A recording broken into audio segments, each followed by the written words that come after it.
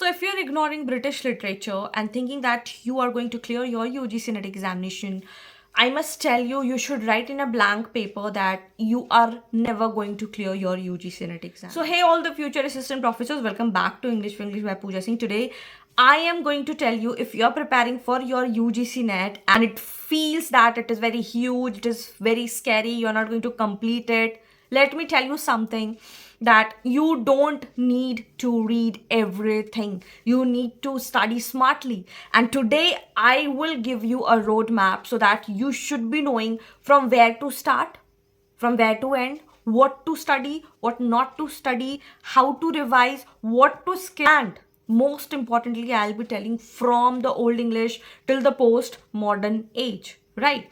So, I'll just tell you one thing, make a plan for yourself, because if you are not making plan for yourself, nobody going to do that. And if you do not have any structured planning, my dear students, you are not going to clear your examination, because random study will never give you marks. It is always the structured planning helps you. Even if you see any toppers video, any GRF holder video, this is must that they have made a plan that what they have to study from starting to end. So yes, stay till the end, because I will also tell you how you are going to revise your British literature in the last 30 days. So yes, this video is going to be very helpful. Without any delay, let's get started. So the very first thing is that you have to understand the structure, right? What is the structure of British literature? Because if you are not understanding the structure, it is very difficult. So the very first thing is that you have to understand what is medieval period, from where does it start, what was the story behind it, right? What was the first work, what was Beowulf, what was the Canterbury Tales, why Geoffrey Chaucer had the greatest writing in that of 14th century. Then comes the Renaissance was all about the William Shakespeare and Elizabethan age, 1485 to 1660. Then there will be a lot of famous work like Macbeth, Hamlet, then Edmund Spenser, John Milton's Paradise Lost. So these are the things that you have to understand: the period, what is the period, and what are the famous work of it, right? Then comes the neoclassical and enlightenment age, 1660 to 1798. Satirist Jonathan Swift, Gulliver's Travel. Then Alexander Pope, satirist Jonathan Swift, Gulliver's Travel, 1726. Alexander Pope, Samuel Johnson. Then comes the romantic age. What was the romantic period? William Wordsworth, S.T. Coleridge, lyrical ballads, John Keats, Lord Byron, Mary Shelley. So these are the very important thing that you understand. Now Victorian age, why the image is showing like that? Here in romantic age, you can see the nature, you can see the rivers, you can see, because there had the influence of it. Now comes to Victorian age, why? Industrialization, machine, London, theme was London.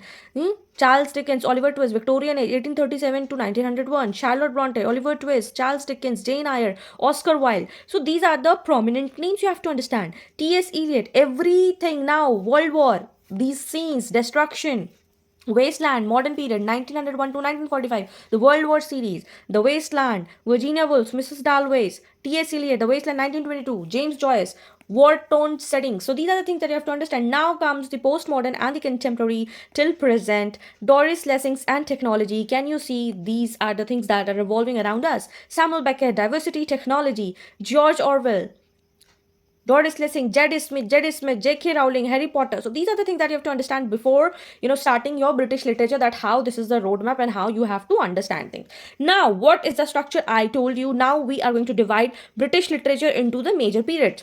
The very first one is medieval, Renaissance, Restoration at the 18th century, Romantic age, Victorian age, modern age, and postmodern contemporary. You should please take a screenshot of it. Please take a screenshot of it. And I know you're not going to read that screenshot in examination, so I will request you to please write it in your copy, because this is very important. Until unless you are not taking this important, you are not knowing the major structure of it, you are not going to do it. Okay, so now before starting, I'll tell you what UGC test and what it does not. So the very first thing is that UGC does not test the story. No, they're not asking for the summary now. They never ask for the summary. You go on and read the 100+ books of summary. No, they're not going to come. What they're going to ask? They're going to ask the chronology. They're going to ask the movements. What was the movement and how it led to modernism, to postmodernism, structuralism, to post-structuralism. These are the movements. You have to ask. They will be asking about the major writers, chronology, their birth, their death. They're asking that. They will be asking the first works of the famous writers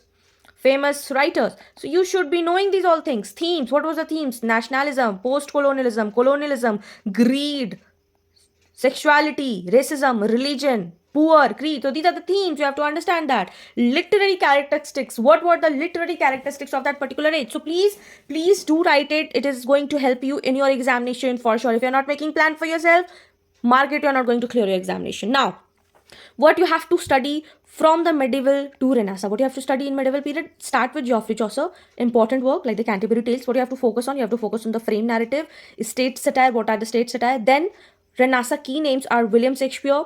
Read all the works. They are very important. Every year they ask some or other quotes. Quotes will be coming in. There will be like all the things, analyzation points. So William Shakespeare is something that you cannot miss it. Then comes Christopher Marlowe. All the famous works, their birth, that everything. Now John Milton. See, in Renaissance you have to work on all this. Okay, what you have to do, you don't have to read all the plays. You have to focus on what genres they were writing on. Whether they were writing on the tragedies, whether they were writing on the comedies, whether they were writing the pastoral comedies, their first editions, their famous quotes, and their famous tragedy versus comedies. Okay, they often come in the form of match of the following. Now comes the Restoration and 18th century drama. Key areas what are satire, rise of novel, neoclassicism. So these are the characteristics of Restoration and 18th century. Writers: John Dryden, Alexander Pope, Daniel Defoe. Okay, what you have to focus on this? You have to focus on mock epic, periodical essays. What are the first English novel debate? And these type of question comes in the UGC net. And if you don't know it, go and watch the PYQ series. You will be knowing everything. Now comes the Romantic age, and this is the most scoring area.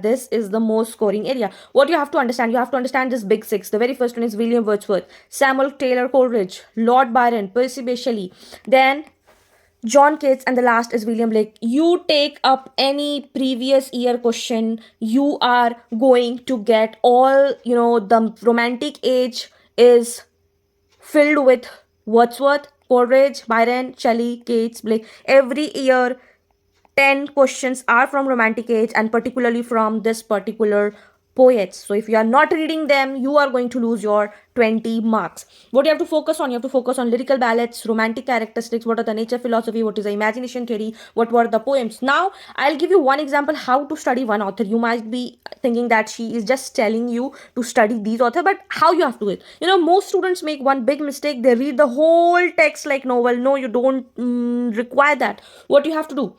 The very first thing, step-by-step author study model. The very first thing is that timeline position. You have to understand this particular writer belongs from which age? It comes from Romantic age. What was the publication year? Very important, because a lot of chronology questions come in, so you have to focus on that. Then why it is important? Because it marks the beginning of Romantic age.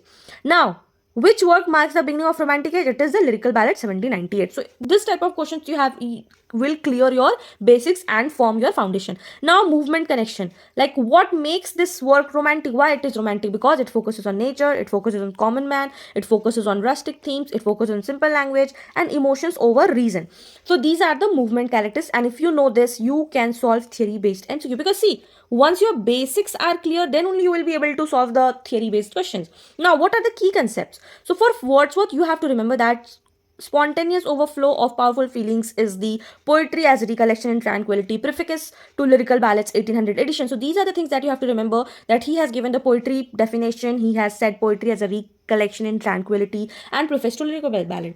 And in UGC NET examination, they always ask from the preface and not from the entire poem. So what you don't have to do, you don't have to read the entire poem, but you have to focus on these particular things. Now, moving forward, you don't have to read all the poems of a particular that I showed you, the big six from the Romantic age. You don't have to read all the poems. You have to read only 3 to 4 important poems only in detail. See, if you are reading all the thing in detail, no, you have to read only the important poems in detail. From lyrical ballads, what you have to focus on? You have to focus on Tintoret, you have to focus on the Solitary Repair and the Lucky poems. Okay.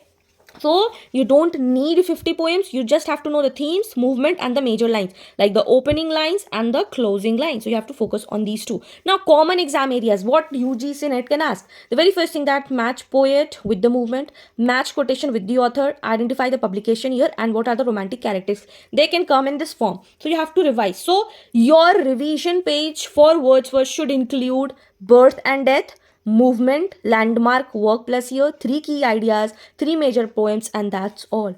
It should not make 20 pages of your notes. So if you study author, every author like this, British literature becomes structured and not scary. And this is exactly how toppers prepare. They don't make the files.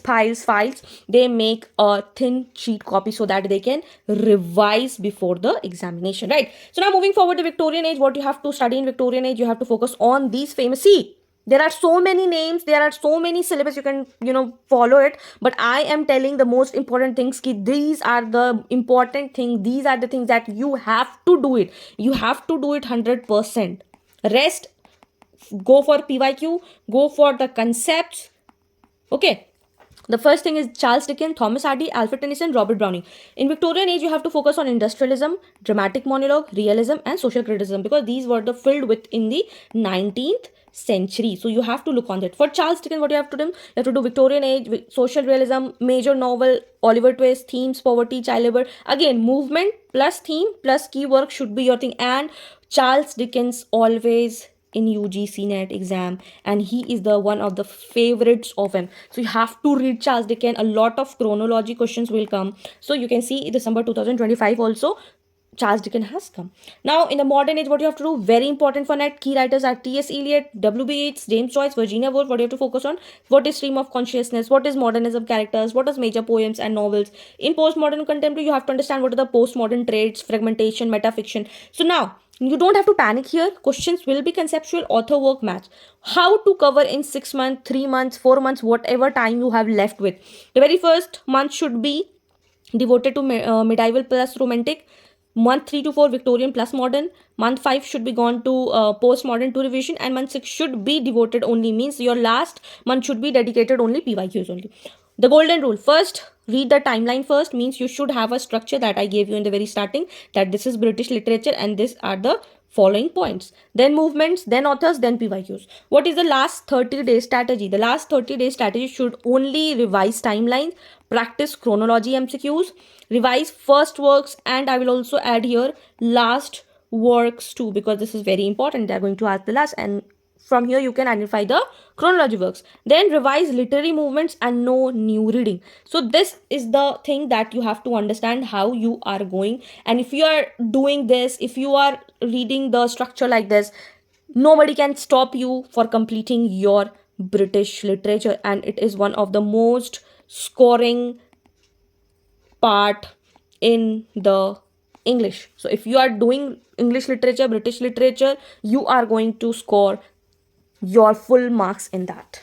British literature is not about reading 200 novels. It is about understanding timeline, movement, major authors, PYQs, conceptual understanding. So if this video helped you, please do let me in the comment section that ma'am, yes, this video helped me a lot, and yes, roadmap 2026 for British literature is cleared. And if you have any doubt, and if you want me to make any age roadmap, like if you want a detailed romantic age strategy, I'll make that also. So do let me in the comment section if you want any age or any particular topic video for how to study. I will definitely going to make it. So if you found this video helpful, do not forget to like, share with your friends those who are preparing for UGC net and feel scary that, oh my god, how we are going to complete British literature. And also, if you're new to this channel, do not forget to subscribe. Till then, keep learning, keep shining. All the best. Bye bye.